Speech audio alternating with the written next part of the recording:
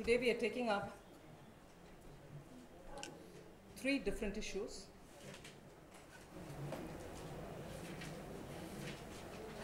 First is the issue of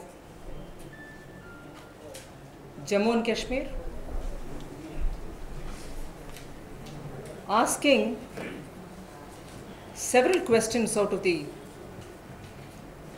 issue of Jammu Kashmir, wondering if the union government has any long-term road map at all. Is there any long-term road map with which the union government is dealing with the Jammu and Kashmir problem? हम ये पूछते हैं कि क्या केंद्र सरकार के हाथ में कुछ ऐसे लॉन्ग टर्म डीलिंग करने के लिए कुछ प्रोग्राम है, कुछ ब्लूप्रिंट है, जिसके तहत उनके हर एक कदम आगे बढ़ते जा रही है, नहीं तो कुछ रुकावट है? कुछ ऐसे प्लान है क्या आपके हाथ में? Discrimination policies of discrimination against Leh and Jammu, Ladakh and Jammu region continues even today. And there is no assurance at all for the Kashmiri Pandits and the Sikhs who are suffering due to ethnic cleansing policies. Policy in the sense ethnic cleansing which is happening there. So Kashmiri Pandit या सिखों का protection के लिए कुछ कदम दिखाई नहीं दे रही, मगर उनका हालत रोज दिन ब दिन बढ़ती जा रही है. उनके ऊपर, उनके खिलाफ जो भी हमला हो रही है वो ज़्यादा भी होते आई है.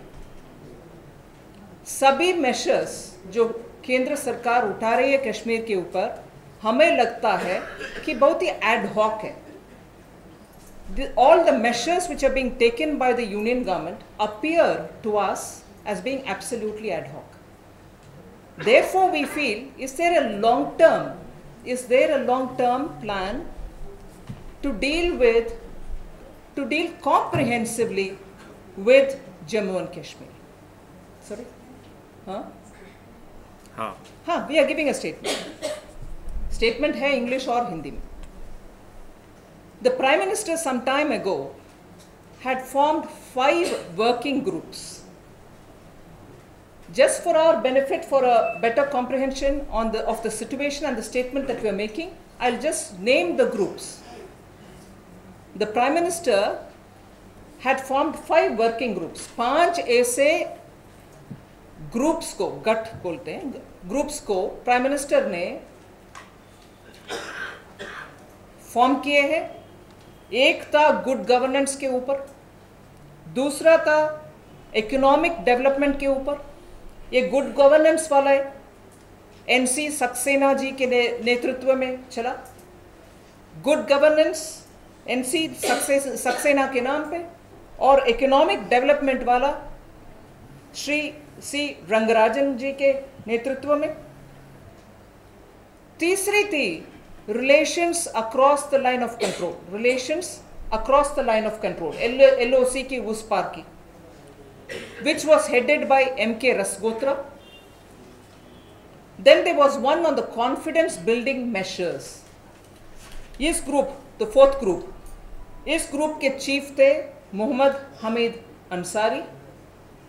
And the 5th one was on center-state relationship, which was headed by, as you all know, Supreme Court Judge Justice Sagir Ahmad.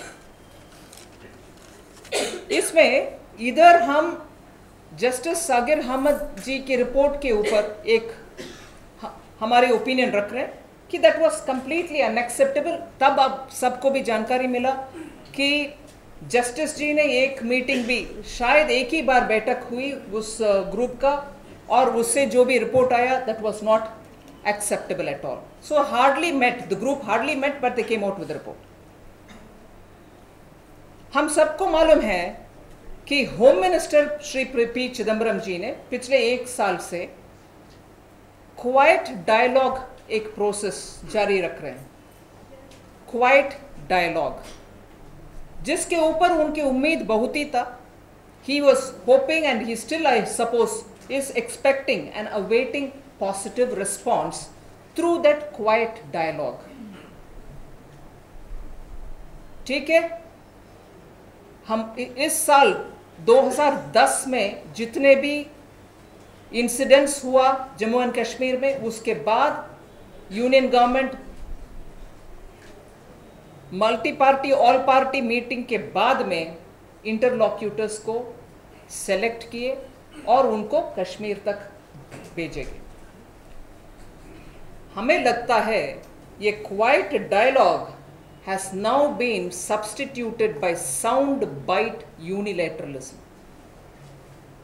We feel that the interlocutors who have been sent to Jammu and Kashmir, if we keep in mind Home Minister's quiet dialogue which has been happening for the last 1 year, the interlocutors who have gone there and who have started working have now substituted the Home Minister's quiet dialogue with soundbite unilateralism. क्या उनके हाथ में कुछ brief है? Have they been given some terms of reference? You might wonder that we are repeating this question. The interlocutors from among them, Shri Dilip Padgaonkar ji has very clearly said, no brief, no red line, we have not been given any terms of reference. He's repeated it more than once. But we are afraid. One, of course, I will remind you that the spokesperson of Congress party has contradicted it, saying they are working to some terms of reference. Shri Shakil Ahmed ji, spokesperson jo Congress ki, he has contradicted it. We'd like to remind you about that. But even more important, and we like to bring this to your notice, is the kind of statements that the interlocutors are making on almost an everyday basis. Deciding on issues which will have to be decided, particularly on foreign policy related matters, on strategic considerations by the Government of India.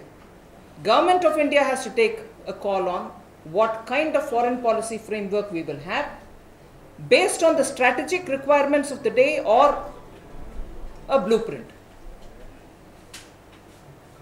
Whereas we are finding that the interlocutors are deciding whether Pakistan should be on, whether there should be a permanent solution. So the decisions that are being, or the opinions that are being voiced are very clearly out of the domain of a domestic interlocutor. Clearly out of the domain of a domestic interlocutor.